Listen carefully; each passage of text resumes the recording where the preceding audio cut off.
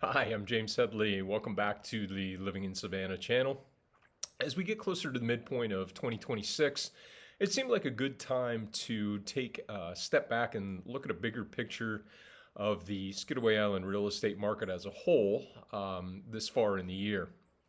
My usual big picture overview of the Landing's real estate market through the first 6 months of the year will come next month and touch on some other topics. But today I wanted to take a look at the slightly wider Skidaway market as a whole and hone in on whether and perhaps to what extent the overall sense of a softer market climate being talked about here and certainly I think coming into play a bit in those monthly updates that I provide, whether that's borne out by the aggregate numbers.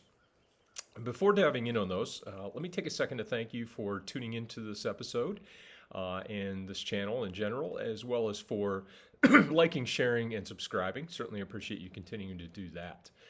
So with that, through the first 167 days of this year, there have been 104 homes sold on Skidaway Island. Across those sales, the median selling price to list price ratio was 0.97. In other words, the median home closed at a 3% discount to the last listing price on record. When we look instead at the ratio of selling price to the original list price for these homes, the discount increases to 5% or a 0.95 ratio. Generally, I would say these are healthy and fairly typical numbers for a market that is perhaps slightly leaning toward a seller's market, but certainly getting close to approaching a balance between a buyer's and a seller's market.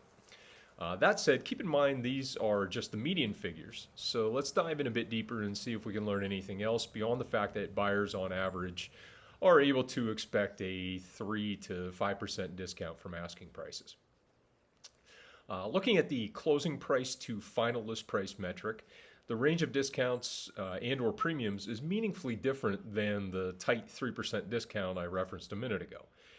The greatest discount off the final listing price was 16%, while in one instance, buyers paid 38% over list price.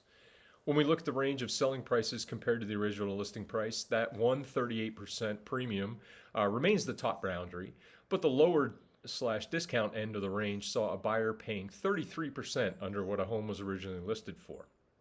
Now think about that for a second. That's a difference of over, or a spread of over 70% across those two houses in terms of closing prices versus original asking price.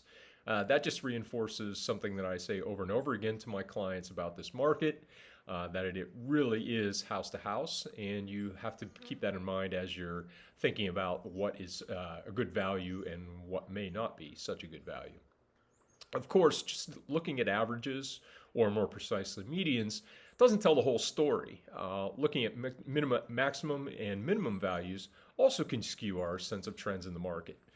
Beginning again with the selling price to final listing price ratios, 72 of the 104 homes sold on Skidaway thus far this year sold for under list price. That is just under 70%. Just 6 or just under 6% sold for more than list price. As a side note, there are some agents out there who will adjust the list price at the time of contracting to make it match the eventual selling price. So keep that in mind with all these numbers and know that it is highly unlikely that roughly a quarter of homes here were priced just perfectly. Anyway, the takeaway here for me is that unless you absolutely know that a home is perfect for you and you cannot live without that specific home, you probably should not be offering full price and certainly not a premium for it in this market environment. That's further reinforced when we look at the closing price to original list price ratios. Here, the number of homes selling at a discount was 75 homes, with just 7 selling at a premium.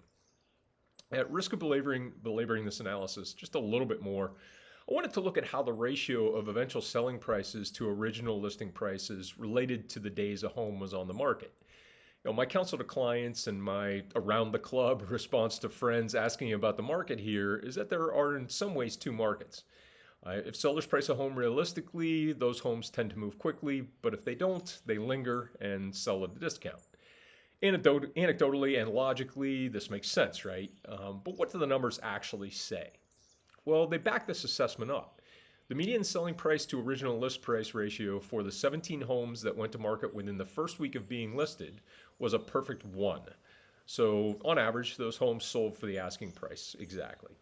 There were a few that sold at a premium and a few that sold just under, but as we would expect, if a house goes to contract in the first week, it is probably priced about right. What about the 73 houses that stayed on the market at least a month after being listed? Well, their median selling price was 91% of the original asking price. So yes, I will keep telling my buyers that they should be ready to move quickly and aggressively for the absolute right house, but if they are flexible and patient, there are discounts to be had.